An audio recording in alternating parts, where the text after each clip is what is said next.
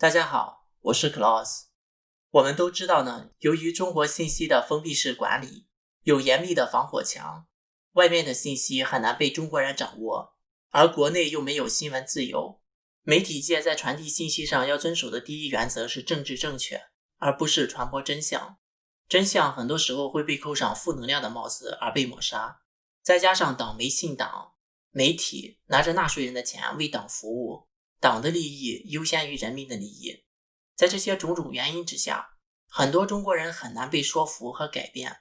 因为当你直接讲事实是很难被相信的，事实需要证据作为依托，而证据来源的真实性就很容易被攻击。所以要改变一个人，就要先让其对已有的认知产生矛盾，先在逻辑上让他们困惑之后，再去讲事实，他们就会更容易接受。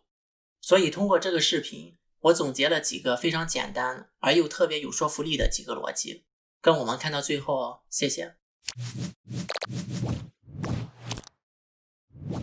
我最喜欢的一个逻辑就是引用一个历史成语“万国来朝”。有点历史常识的都知道，在中国古代，当国家强盛而又开明的时候，周围的国家会来朝拜进贡，主动归顺，成为附属国。当国家出问题的时候，不只是外国不来朝拜，内部还会叛乱分裂。就像一个人一样，如果你真的好，别人会抱着你的大腿，你甩都甩不掉的，而不是像现在这样，所谓的一家人的香港、台湾都不愿意被统一，更别说其他国家了。你当然可以说有西方恶势力的干涉，但是民意是挡不住的。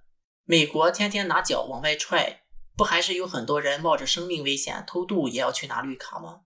怎么没有听说有人偷渡到中国跟我们中国人抢身份证的呢？中国要是真的好，对于台湾、香港、新疆和西藏，你就是让他们独立，他们也不会独立的。他们肯定哭着说，你别赶我走啊，你让我离开了这个温暖的大家庭，孤零零的该怎么办呢？所以说，中国肯定有中国的不好嘛，至少没有你想象的那么好。为什么人家香港宁愿让英国殖民都不愿意加入，都是中国人的大家庭？为什么台湾宁愿被中国孤立封锁，也不想被统一？你以为别人都是傻子吗？你要多听听他们的声音。这个逻辑我屡试不爽，没有被反驳过。这个逻辑还可以简化一点，中国人总是觉得美国人坏，日本人坏，英国人坏，甚至一家人的台湾人坏，香港人坏，新疆人坏，西藏人坏，所有人都坏，就只有中国好。你觉得这个逻辑讲得通吗？为什么不想想是不是自己有问题呢？然后第二个逻辑，当我们试图了解一个人的时候，有一个很好的手段就是了解他身边的人，看看他都是跟什么样的人交往，一个国家也不例外。你看跟中国好的都是些什么样子的国家？最近的朝鲜也是共产主义，人民连饭都吃不饱，整个朝鲜人民都是金家的奴隶。还有伊朗，被联合国制裁的支持恐怖主义秘密发展核武器的国家。另外跟中国要好的巴基斯坦，号称巴铁。巴基斯坦是伊斯兰国家，伊斯兰国家本来就是政教合一，与民主天生死敌，也是腐败国家的代表。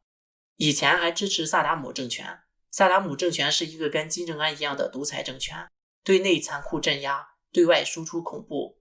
还有俄罗斯，普丁从我有记忆的时候就当总统，一直当到现在，就跟毛泽东一样，现在习近平也跟他学了。在日常生活中，交朋友的时候，如果对方跟一些狐朋狗友狼狈为奸，我们都会离这种人远远的。而中国谁专制残暴，他跟谁好，你怎么就相信中国很好了呢？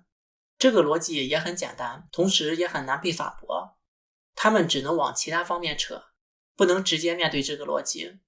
第三个我要介绍的就是毛岸英死在朝鲜的历史。毛泽东当了一辈子的主席，也就是事实上的皇帝，这个中国人也都承认。毛岸英被秘密派到朝鲜参加抗美援朝，他的身份只有彭德怀知道，工作是做俄语翻译。毛岸英在司令部为彭德怀做私人服务，并不上前线。他之所以参加韩战，就是毛泽东想立他为太子。毛岸英之前一直在苏联留学，并没有军功，而当时的共产党员都是有军功的，让没打过仗的毛孩子领导他们自然说不过去。等打完仗回来，说抗美援朝的伟大胜利打倒了美帝国主义，都是归功于毛岸英的英明领导。像这样的宣传海报贴满全中国就可以了。结果不幸的是，他被以美军为首的联合国军炸死了。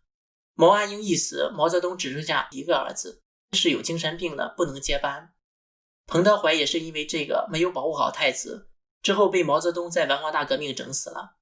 所以说，要不是因为美国，中国就会跟也是共产主义的朝鲜一样，现在是毛泽东的孙子当皇帝。金正恩不就是他爷爷做完皇帝，他爸做，他爸死了，现在轮到他做。所以说，要不是因为美国，中国人连饭都吃不上。中国改革开放了，赚到钱能吃上饭了，那还不是因为毛泽东死了才有的事吗？要是中国还是一家一姓的天下，估计你都没有机会和我聊天，连网络都没有，跟朝鲜一样。这一个逻辑我也是用过好多次来说服中国人，没有被反驳过。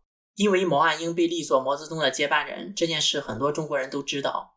朝鲜的情况，中国人也是大部分都有所耳闻的。而对中国小粉红来讲，第一是爱国，第二就是反美。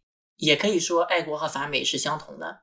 如果让他们在对美国的认知造成困惑继而改变，那洗白他们就会容易很多。他们无非就是认为美国坏，除了美国结束了毛泽东的家天下，解救了中国人民之外，中国人还欠了美国一个大恩情，那就是1969年美国干预苏联对中国的核打击。对中国人来讲，讲历史会更容易接受一些。如果你讲巴拿马文件给他们听，他们是不会相信的。历史毕竟是过去的事情，不会影响到当今领导人的权威。关于这段历史，在中国的百度上都是搜得到的。上世纪60年代，中国和苏联关系开始恶化，苏联撤走军事专家并停止了对中国的经济援助。1969年，中苏在边境爆发了珍宝岛战役，之后苏联想全面发展对中国的战争，并且打算先用核武器打击中国的大城市和军事基地。因为中美两国也是敌对国，所以苏联就通知了美国让其保持中立。结果美国干预，才使得苏联取消了开战计划。这是百度百科上的。当时毛泽东提出了深挖洞，广积粮。深挖洞就是为了防止苏联的核打击。所以说，五毛小粉红们，就这一件事，美国就是中国人民的天大的恩人。当时苏联和中国都是美国的敌人，美国完全可以隔岸观火，看狗咬狗。而且如果换作是中国，以中国自古以来的36计厚黑学，中国肯定会这么做。中国自古以来就没有人道主义这种东西，但是美国没有这么做。当然这个时候你还可以昧着良心说美国是为了自己的利益，但是如果当时美国没有干预呢？以当时的实力对比，中国被灭掉不说，光核打击产生的核辐射几十年都存在。你们这些没有良心的五毛小粉红，估计现在都是畸形儿。这段历史我也是跟中国人讲过很多次，非常有说服力，几乎无法被反驳，他们只有默认的份。好了，这次就先讲这些，如果大家感兴趣，以后会做一个 Part 2。